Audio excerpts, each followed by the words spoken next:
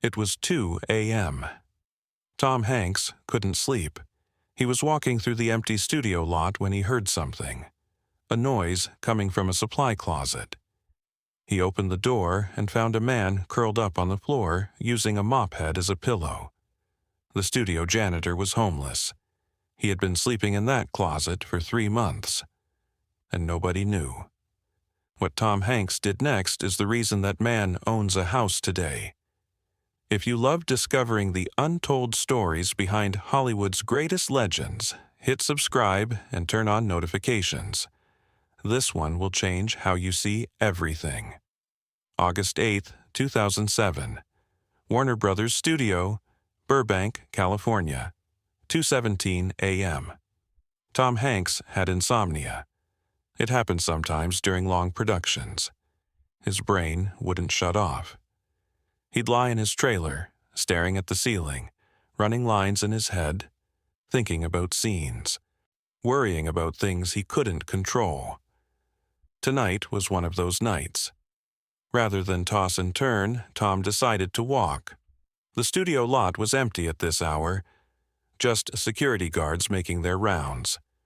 It was peaceful, quiet, a different world from the chaos of daytime production. He was walking past Building 7 when he heard it.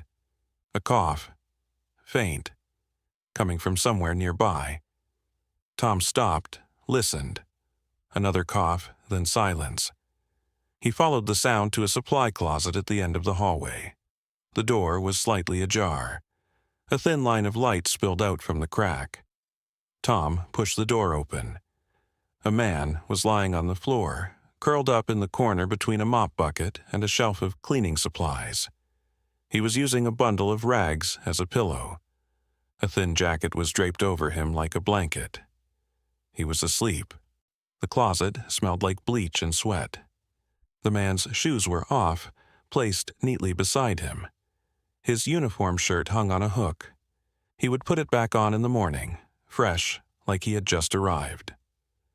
This was the studio janitor, and he was living in a closet. Tom stood in the doorway, not knowing what to do.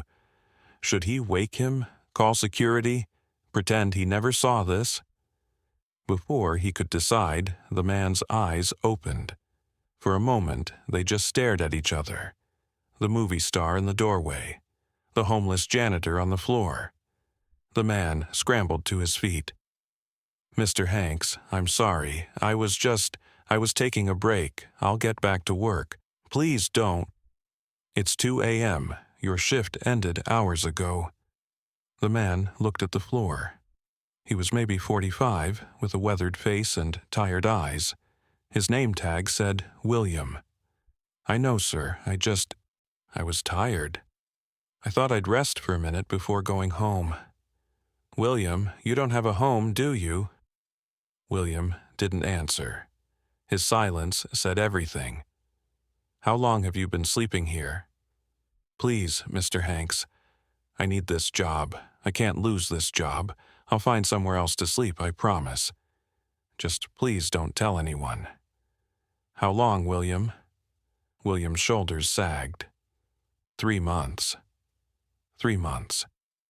This man had been sleeping in a supply closet for 3 months, coming to work, cleaning toilets, mopping floors, then waiting for everyone to leave so he could curl up in a corner and sleep.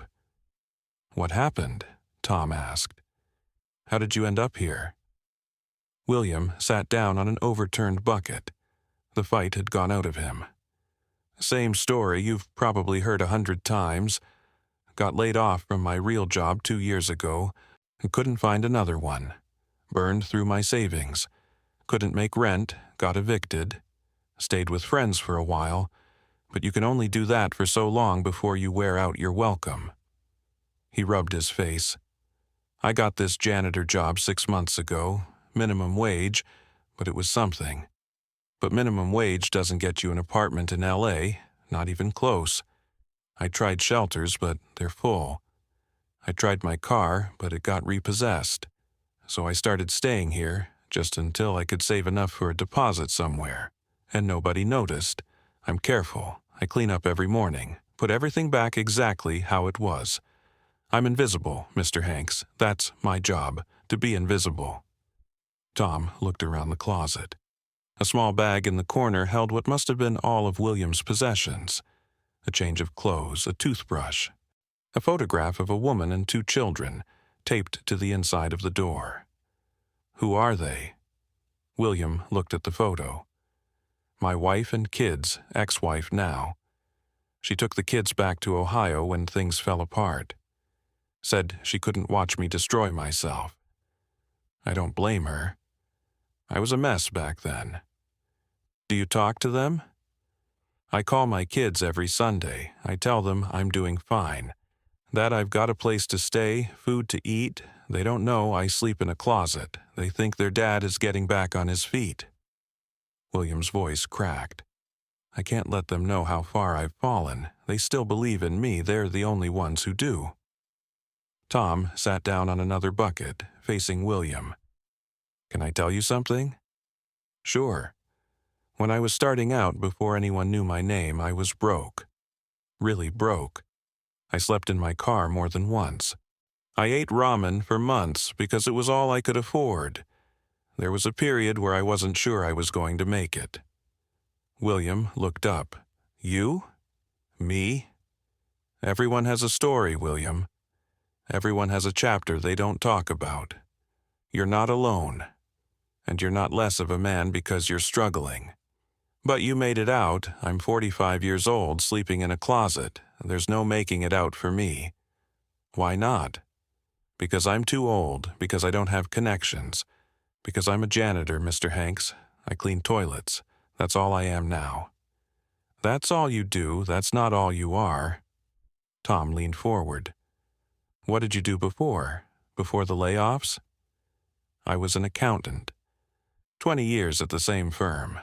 They outsourced the whole department overseas. 200 people, gone overnight. You were an accountant for 20 years. Yeah, but that doesn't matter anymore. My certification's lapsed. My skills are outdated. Nobody wants a 45-year-old accountant who's been out of the field for 2 years. Tom pulled out his phone. What are you doing? William asked nervously. Making a call. Mr. Hanks, please. It's 2 a.m. You can't. Hi, Sarah. Yeah, I know what time it is. I need you to do something for me first thing in the morning. I need you to find an accountant. Not just any accountant. I need someone who handles charitable foundations, and I need them to have space for a new hire. Entry level is fine. Yeah, call me when you have something. He hung up. Mr. Hanks, you didn't have to. I'm not done. Tom made another call. Jim?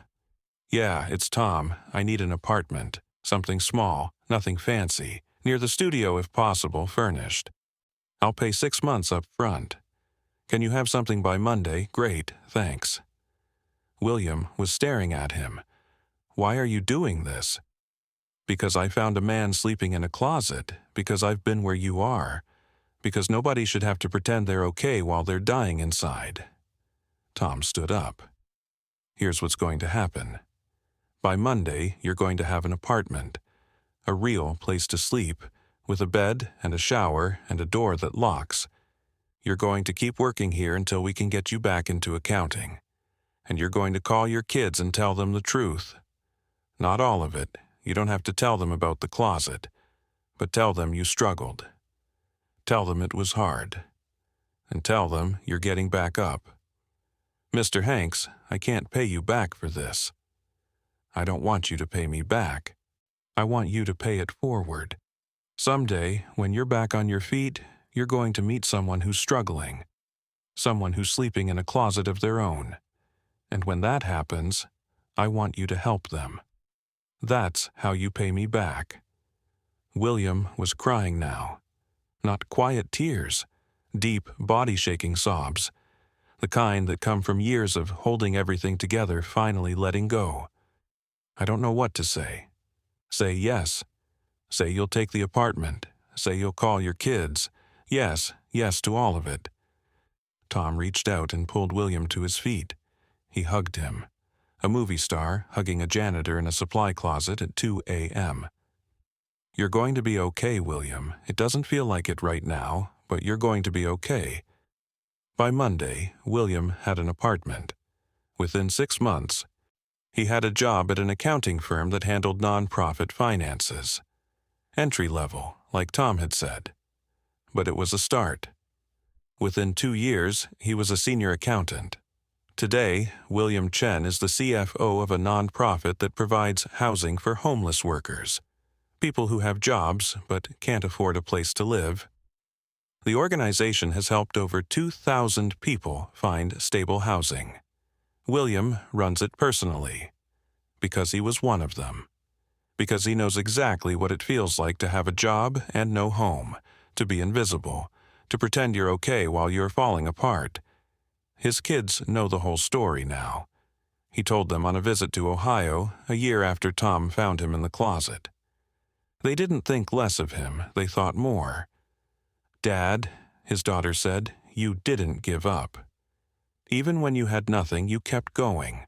Hey, that's not something to be ashamed of. That's something to be proud of." William has the photograph from that closet framed in his office, the one of his wife and kids. Next to it is a new photo, him with his kids, all grown up now, standing in front of the house he bought in 2015. And next to that is a photo he doesn't show many people. Him and Tom Hanks, standing outside Building 7 at Warner Brothers, taken the morning after that 2 a.m. encounter. Both of them exhausted, both of them smiling. On the back, Tom wrote, "For William, who was never invisible, not to anyone who was really looking, keep paying it forward." Tom. William pays it forward every day, that's the deal. That's what Tom Hanks asked for, and William always keeps his word.